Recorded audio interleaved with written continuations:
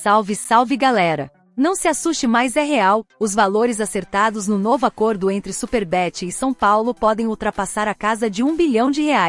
Você pode até ficar incrédulo nesse momento, mas assista esse vídeo até o final para entender por que as novas cifras podem chegar a esse valor astronômico. Mas antes de tudo, se inscreva no canal e deixe o seu like neste vídeo. Todo mundo do departamento médico, etc, etc, etc. Então o Palmeiras já viu esse filme e sabe conduzir esse filme, né? E agora vai decidir na sua casa contra o São Paulo. E se passar o Santos, também vai decidir, vai repetir a final do ano passado, decidindo contra o Santos em casa e tudo mais. Então o Palmeiras tem boas chances de ser tetra, né, Tirani? Até porque tem jogadores melhores do que os outros, agora ainda mais, né? Sei lá se o Vitor Roque pode até jogar na segunda-feira e tudo mais. O São Paulo, eu acho que o São Paulo nessa é curioso, porque o São Paulo e o Santos, nesse tipo de campeonato, jogando a semifinal na casa do adversário com torcida única, eles são franco-atiradores. O mando de campo costuma fazer toda a diferença nesse campeonato, nos clássicos. Agora, tem a curiosidade do São Paulo, em toda essa era Abel, ser uma pedra no sapato do Palmeiras. Seja com qual técnico for, em qual campo for, né? E é isso, os jogos são parelhos, muitas vezes, o São Paulo consegue incomodar o Palmeiras, às vezes só consegue empurrar para os pênaltis, que é um trauma para o palmeirense, a disputa por pênaltis. Não que o São Paulo seja expert nisso aí, mas eu imagino que a estratégia do São Paulo para segunda-feira seja tentar segurar e levar para os pênaltis, como fez na Supercopa, né, do ano passado com o Carpini lá em Belo Horizonte, né? Mas o favorito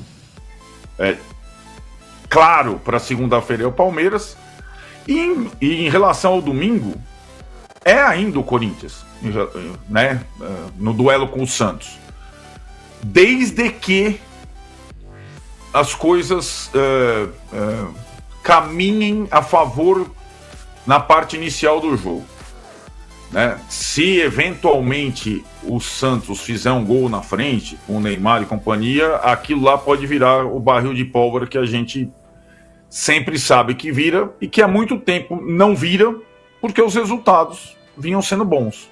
Depois de quarta-feira, esse escudo, essa casca, ela se quebrou. Vamos ver como é que se comportam time, comissão técnica e torcida do Corinthians no jogo contra o Santos. Ô Danilo, o Palmeiras, será que o Vitor Roque vai jogar? Tem chance dele jogar segunda-feira, que seria um negócio espetacular se ele jogasse. E outra notícia que surge agora tá interrompida a negociação com o Lucas Evangelista, né?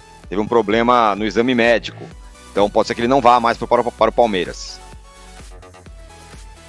Eu vi agora há pouco notícia do nosso companheiro aqui do UOL, né, o André Hernan, que foi suspensa, mas que ainda tem uma possibilidade nos novos exames e tal. Vamos ver o que vai sair desse novo exame. Eu acho que o Evangelista seria um jogador que reforçaria bem o Palmeiras, porque é uma posição que o Palmeiras precisa de alguém, ainda mais que nessa transação a saída do Fabinho estava definida também.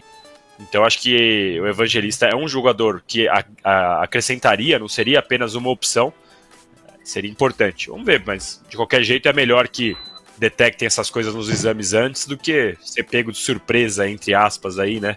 Como aconteceu com o Palácios no Corinthians, por exemplo.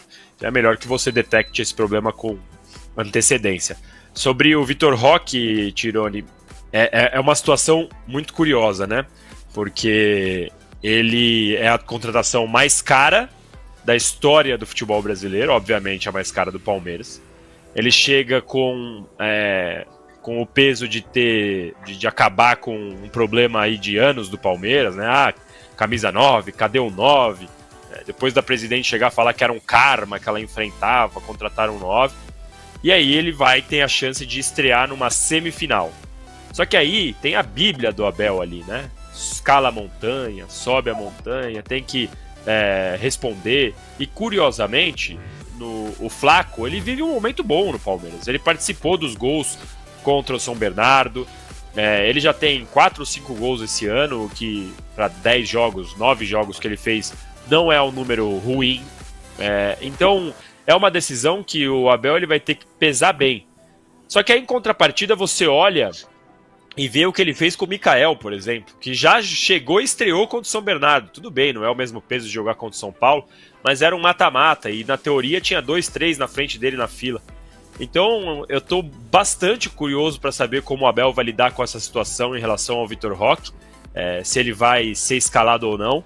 Eu, particularmente, começaria com o Vitor Roque no banco de reservas. Você tem 20 explicações. O cara tá chegando agora, o cara tá entendendo o que é o Palmeiras, tá ainda tirando a viagem do corpo, e deixa o Flaco ali, 45 minutos pelo menos, deixa o Vitor Roque jogar 30 se precisar contra o São Paulo. Ao mesmo tempo, se perde e vai falar, pô, deixou o cara de 25 milhões no banco. É aquele tipo de decisão que só vai adiantar, só vai ser referendada a decisão dele se o Palmeiras ganhar. E, embora eu concorde com o Arnaldo que o Palmeiras é favorito, eu acho que é um jogo dificílimo por tudo que acontece no Palmeiras e São Paulo nos últimos tempos. Pode ter a diferença que tem no aspecto financeiro, de organização e tal, mas o jogo vai ser no sintético, onde o Palmeiras está mais acostumado.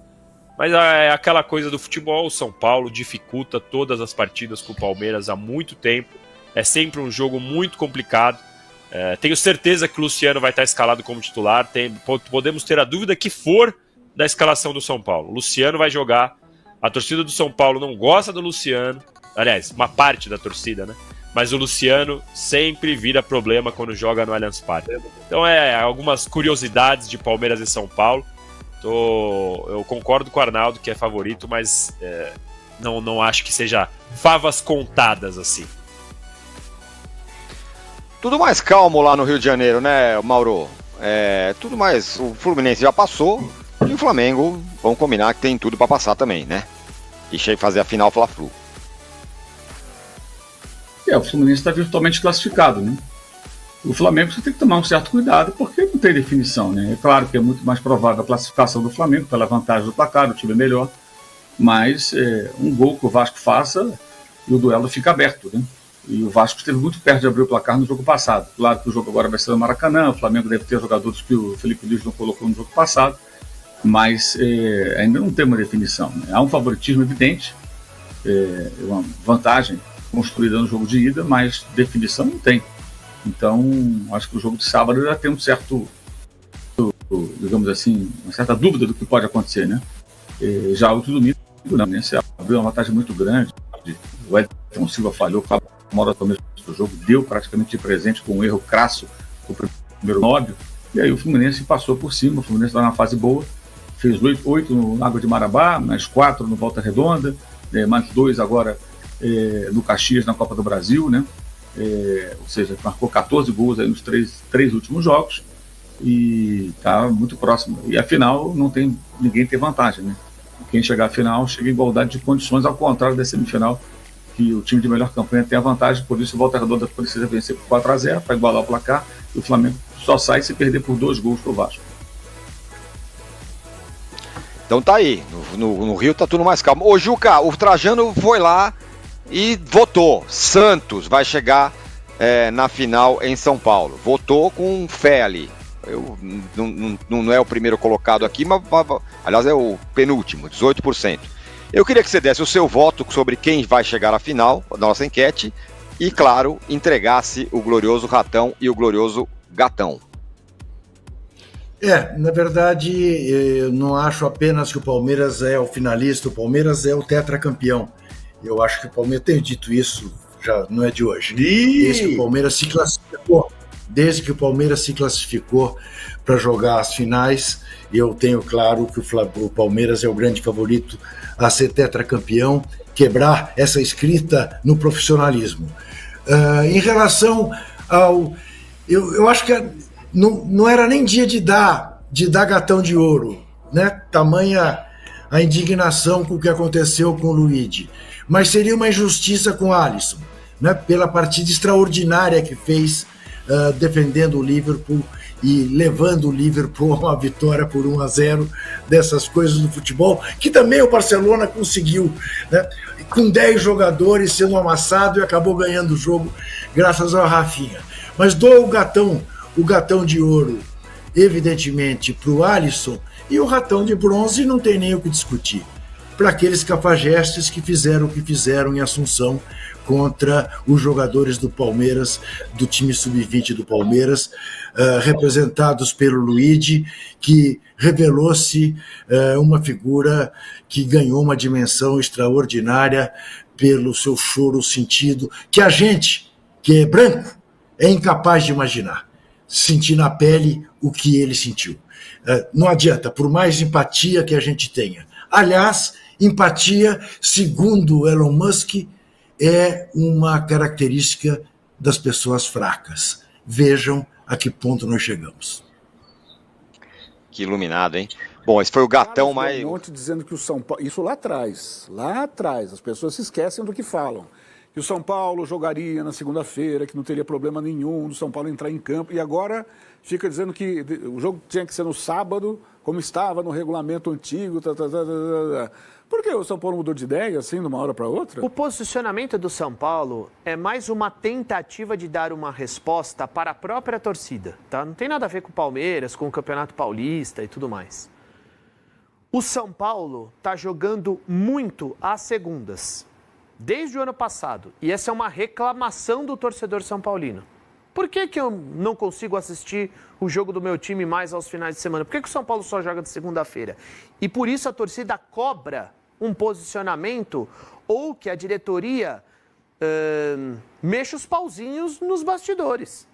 Né? Então é uma reclamação recorrente. E o São Paulo vai jogar mais uma vez na segunda-feira. Em determinados momentos isso é necessário. Como foi necessário nas quartas de final. Porque você tem um jogo no sábado, mais uma vez, tem que respeitar aquilo que é determinado no estado, ou seja, 2 times grandes não podem jogar no mesmo dia.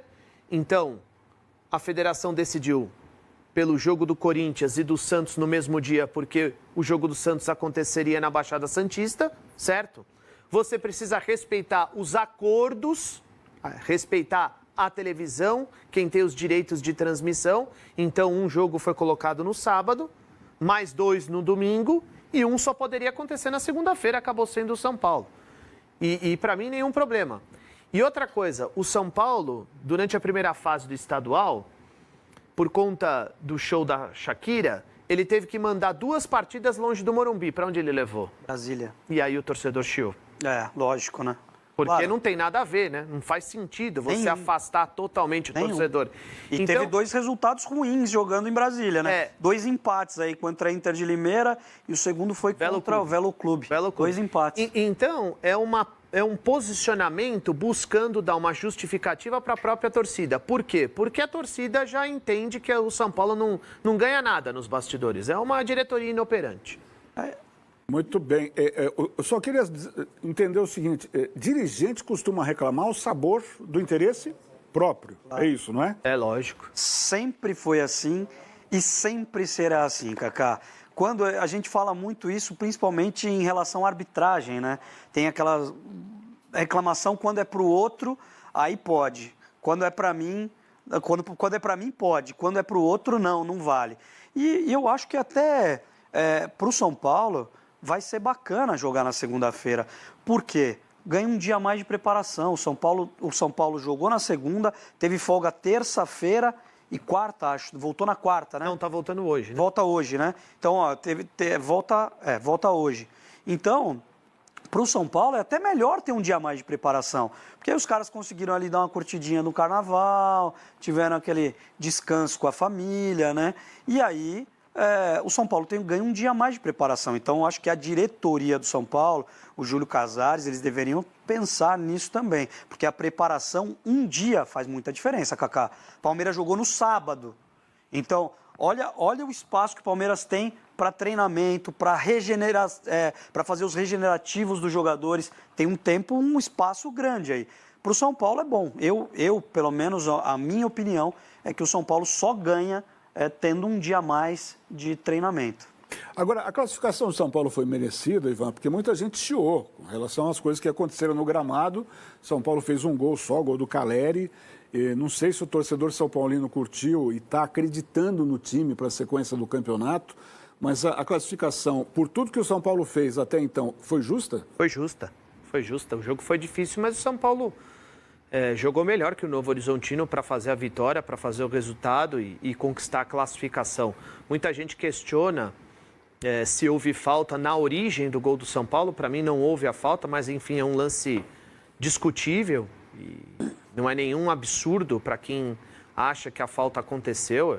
São apenas visões e interpretações com relação ao lance que foi capital, né? Foi decisivo, né? Na origem desse lance, logo na sequência desse lance, melhor dizendo, acontece o gol do São Paulo. O São Paulo ainda não apresenta tudo aquilo que pode.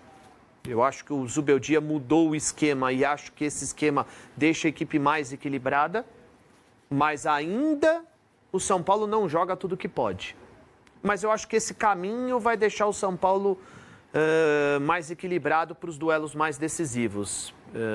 Eu entendo desde o começo da temporada, e ele precisava testar, ele precisava colocar no campo para a gente ver, mas eu não acredito para jogos decisivos, tá? Eu não acredito no quarteto. Então acho que ele fez bem em mudar o esquema e o São Paulo tem tudo para disputar a final do campeonato. Nenhum grande está jogando o fino da bola. Eu acho que está muito equilibrado, sabe? 25% para cada um. Então, mesmo não jogando tudo aquilo que pode, eu acho que o São Paulo tem condições. O que você acha, Gustavinho? Eu acho que o Corinthians está na frente. Fez uma primeira fase de Campeonato Paulista excepcional. Na Libertadores está sofrendo um pouquinho, Kaká. Mas eu acho que o São Paulo não mereceu essa classificação. O Novo Horizontino também não fez um grande jogo. Mas eu acho que aí 2 lances que a Edna Alves errou muito. Primeiro que para mim, o Enzo Dias empurra o Vagninho, mas descaradamente. Então, para mim, ela errou muito. Segundo, o VAR não chamar, porque naquele jogo do São Paulo tinha o 4º e tinha um 5º árbitro, o VAR todo mundo tinha a arbitragem do mundo lá. E os caras não deram aquela falta, prejudicaram muito o Novo Horizontino. Segundo, pouco tempo depois, teve uma falta que o Alisson bateu divinalmente ali, quase fez o gol, acertou a trave. A Edna Alves expulsa o atleta do Novo Horizontino irregularmente, porque o cara colocou o corpo na frente, foi com o ombro na bola, então a arbitragem foi vergonhosa, prejudicaram o Novo Horizontino. Isso não aconteceu nos outros 3 jogos de São Paulo, Santos e Corinthians. Mas nesse do São Paulo, o São Paulo foi muito beneficiado pela arbitragem, uma vergonha que essa arbitragem fez com o Novo Horizontino. Cara. Mas pra gente então continuar aqui o nosso bate-papo, Senna, cara, pra gente passar informações também pra nossa galera, quero, enfim, falar aqui de, cara, Thiago Mendes, né, volante, então, do São Paulo, né, que tem uma conversa já antiga, e eu sei, é chato pra caramba a gente ficar falando de Thiago Mendes, é chato pra caramba ficar falando desse assunto de forma tão repetida, né, pra nossa audiência, mas só passar uma informação que hoje saiu no Gol também, né, do, enfim, Thiago Fernandes, outros jornalistas, para passar essa informação que ainda o São Paulo mantém conversas pelo Thiago Mendes e tem a esperança de firmar pré-contrato com ele no mês de julho, né? Então, em junho acaba o seu contrato. Tentaram uma conversa, tem impeditivo do São Paulo, ficou até o último dia aí dessa janela, né, que acabou na sexta-feira, tentando ainda o Thiago Mendes, não chegaram a um acordo pelo jogador e vão tentar mais uma vez quando acabar o seu contrato com o Al-Rayyan. Ele já definiu que nesse momento vai cumprir o seu contrato e que em junho ele escolhe a sua nova casa. Tem concorrência, tem outras ofertas, cara, não é visto como fácil pelo São Paulo para não criar essa esperança tão forte no São Paulino, mas o fato é que não é ainda algo assim descartado pelo São Paulo. Assim, eles vão continuar conversando, eles vão continuar tentando aí esse molde de pré-contrato. E aí, Senna, queria ouvir de você quanto a isso, porque essa novela ela vai completar aniversário, né? Vai ter bolo aí de aniversário para especulação Thiago Mendes. Eu acho que seria um cara importante para esse elenco. Ainda mais quando a gente vê o Maia machucado, vê o Luiz Gustavo numa reta final, sem Santiago Longo agora devolvido, que não deu certo. Eu acho que seria um cara importante. Mas essa novela toda parece que ele é o único volante do mundo, né? Então, talvez isso é o que mais me incomoda, tanto que o São Paulo demora para definir esse negócio. Ele tá na dele, ele tem ofertas, ele tem contrato a ser cumprido, ele vai cumprir até o final. E aí vai escolher na próxima janela. Eu acho que o São Paulo deveria ter um pouco mais de pressa, entre aspas, para achar um novo volante. Então, eu já comentei algumas vezes sobre isso, pode até não ser uma opinião muito popular, mas, cara, eu não traria mesmo. Acho que jogador de idade já mais avançada, vem de lesão, caro, tá pedindo mais caro do que pediu antes. Antes, o posicionamento, pelo menos que parecia, era quero jogar no São Paulo e farei o esforço. Depois, não é bem assim. Vou fazer um esforço até tal valor. Aí, cara, é diferente da postura do Wendel, né? Que o Wendel veio, mesmo com outras sondagens. Então, eu não traria. Eu acho que existem outras opções, ainda mais porque ele nativamente não talvez o primeiro volante, marcador que a gente precisa. Ele já jogou assim, já jogou até como zagueiro, claro. Mas eu, particularmente, se eu tivesse a caneta na mão, não traria. Buscaria outra opção, tentaria uma outra peça aí, até mais jovem, mais barata, mas não iria só pela questão do populismo, de trazer um cara que é conhecido e, sinceramente, ir atrás de outro nome. Eu acho que o Mendes é um cara que seria importante para esse elenco, principalmente pelo momento que passa o São Paulo, mas estou de acordo com você que, assim, conforme passam os anos, ele vai perdendo valor de mercado também, isso é um ponto importante. Me parece que o São Paulo faria um esforço financeiro que não é tão necessário para um cara como ele, né, por essa novela que passou, então talvez é mais interessante o São Paulo tentar uma opção mais jovem e mais barata, mas a gente sabe que isso é teoria. Na prática, o São Paulo tem dificuldade para achar esse scout, para conseguir achar um jogador diferente. A última scoutada que tentaram de volante veio, com todo respeito, o Andrés Colorado, né, que a gente viu como é que foi em campo. Então, eu acho que dentre dessas opções, o Mendes é um nome mais óbvio, mas é um nome que me agrada, acho que seria importante, mas enfim, é também importante, tanto quanto nessa chegada dele, na minha visão, a gente salientar para o torcedor que o São Paulo ainda não jogou a toalha, ainda mantém conversa, mas não tem nenhum fato novo nesse negócio, né? Só que saiu essa informação hoje, o chat veio perguntar, mas tá aí então do Thiago Mendes, que não tem nenhum fato totalmente novo, mas o São Paulo então tentando justamente aí ainda esse negócio, quem sabe para o mês ali de junho, julho, né? Quando acaba o seu vínculo com o Al-Rayyan, ele está jogando, já voltou de lesão, né? Então, a ver como estará aí então o Mendes, essa novela nos próximos dias.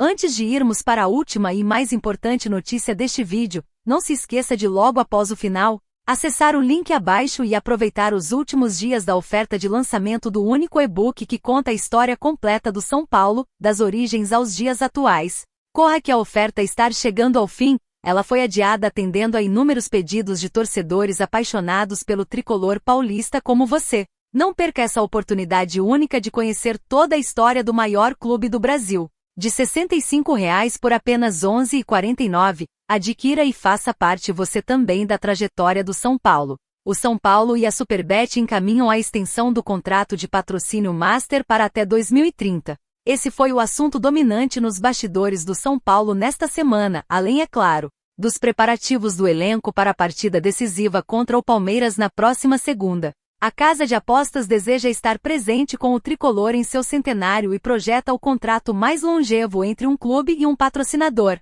Segundo o portal Poder 360, que obteve as informações em primeira mão, o São Paulo receberá da Superbet o valor fixo de R$ 678 milhões ao longo das próximas 6 temporadas, fora as variáveis. O valor anual de 2025 será de R$ 78 milhões com reajustes anuais progressivos até R$ 140 milhões em 2030. Ainda de acordo com o Poder 360, o contrato estabelece correções anuais com base no IPCA, Índice de Preços ao Consumidor Amplo. O clube recebe R$ 54,5 milhões fixos por ano no contrato atual. Com o novo acordo, o valor fixo aumentará para R$ 78 milhões já neste ano. A Superbet também vai continuar participando da chegada de estrelas como Oscar, jogador que tem os salários divididos entre clube e a patrocinadora. Ou seja, mais grandes contratações de jogadores renomados podem chegar ao tricolor. Vale lembrar que, conforme disse o diretor de marketing do SPFC Eduardo Toni,